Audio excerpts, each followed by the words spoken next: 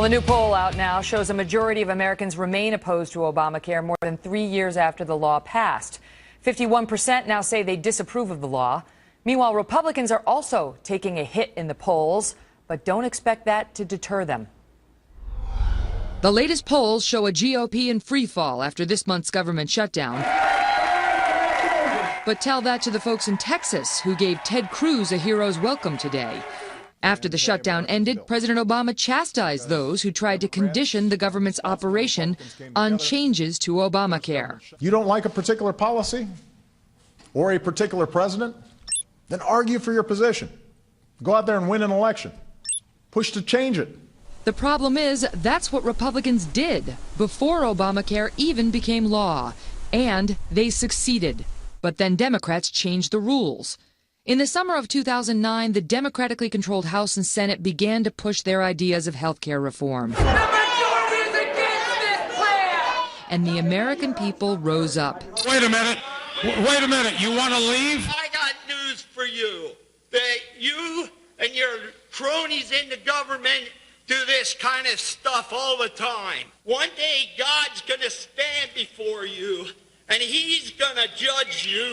Lawmakers returning home that August were confronted at fiery town hall meetings. You have awakened the sleeping giant.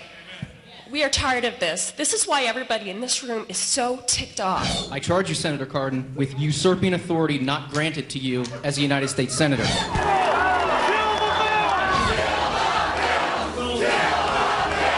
We cannot afford this. Period. Keep the government out of it, we're doing just fine. The Tea Party, founded on principles of limited government, was gaining steam, united in opposition to Obamacare. Still, that December, the Senate voted to end debate on the bill. All Democrats voted in favor, all Republicans voted no. But the deal was not done. The Senate still needed to vote on the bill itself. And then Ted Kennedy died. And Scott Brown, a Republican, ran to fill his seat. His biggest campaign promise? He would break the Democrats' filibuster-proof majority and stop Obamacare from becoming law. I would be the 41st vote. I wouldn't be the 60th vote. For the first time since 1972, Massachusetts voters elected a Republican to the U.S. Senate. But Democrats were undeterred. In a stunning move, Senate Majority Leader Harry Reid used an arcane budgetary rule to deem the bill passed with just a 51-vote majority. I hope we don't have to do this, but if we can't get the 60 votes we need, then we'll have no alternative. In March of 2010, the House passed the Senate's bill, and the president signed it into law. As we have all said many times, it's great pride and great humility that we undertook this great act of patriotism that occurred on the House floor tonight. Can you say it was done openly? With transparency and accountability? Without backroom deals and struck behind closed doors? Hidden from the people?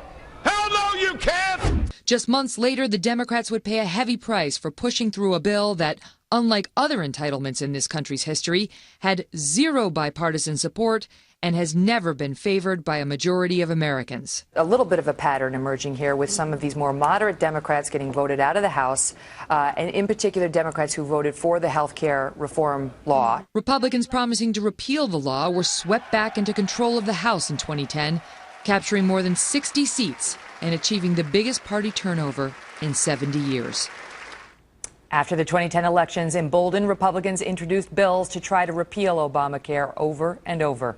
But the president stated all along he would veto a repeal bill, even if it managed to pass both houses of Congress. Joining me now with more, Fox News senior political analyst Brit Hume. And that look back explains some of the determination that Republicans, including Ted Cruz and others who feel as he do, have shown in recent weeks and will continue to show more, Brit, now that we're seeing the law suffer such problems. No doubt about it, Megyn, and of course, this problem with the rollout that we're seeing that you've gone into at such length tonight is an illustration of how fragile this measure was, because it did not have a single Republican vote behind it when it finally passed in the House after it squeaked through the Senate barely. That means that the other party has no one in that party has any stake in this bill at all, in this measure at all. So their opposition to it is not only intense in some places, but they were all against it. It's unanimous.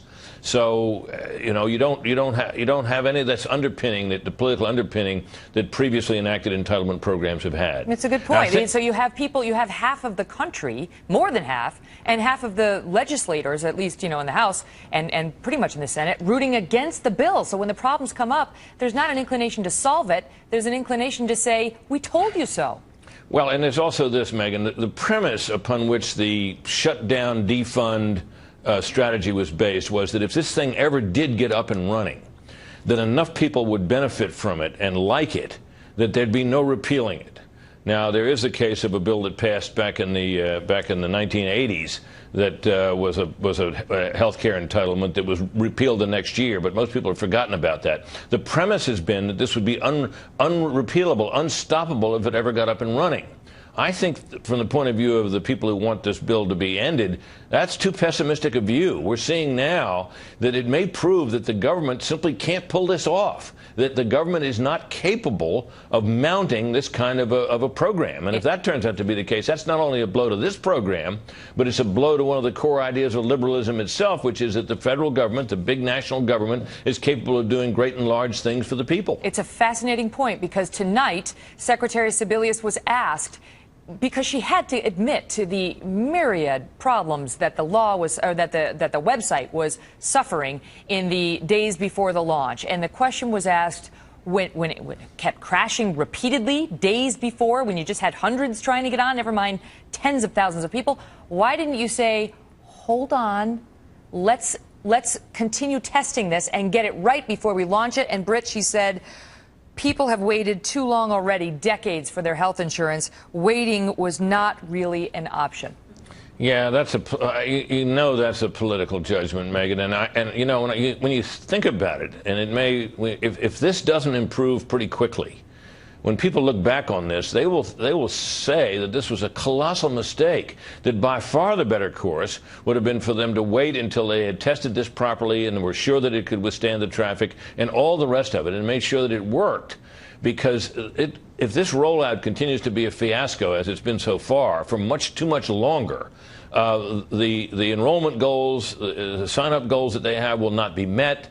The program will face a financial shortfall that will be major. There are all kinds of potential problems here, and the determination to go forward with it gives you a sense of how well aware they were in political terms of the fragility of this thing. But I still think they made a terrible mistake, I think, by going ahead with it under the circumstances. Well, because right now what's happening is they're saying that those who are surfing the Obamacare website, healthcare.gov, that's gone way down, 90% down from what it was initially. And the people they most wanted were young people. Young people barely wanted to handle things by text. They think email is like long-form letters for people like you and me. Never mind going onto the website and dealing with hours and hours and days of problems. And so what they have now, Brit, is a situation where they are not getting the very people they most want, and they launched too early. And now Kathleen Sebelius says tonight, now they've brought in the A-team of tech people to try to fit this. Now.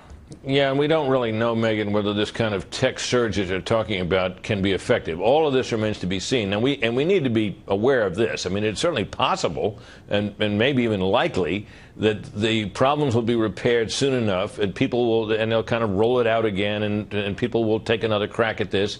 And they may find a health care plan that's suitable to them in sufficient numbers, that young, healthy people in sufficient numbers will sign up, and this all could still work. It's not outside the realm of possibility. It's just off to a terrible start. Right.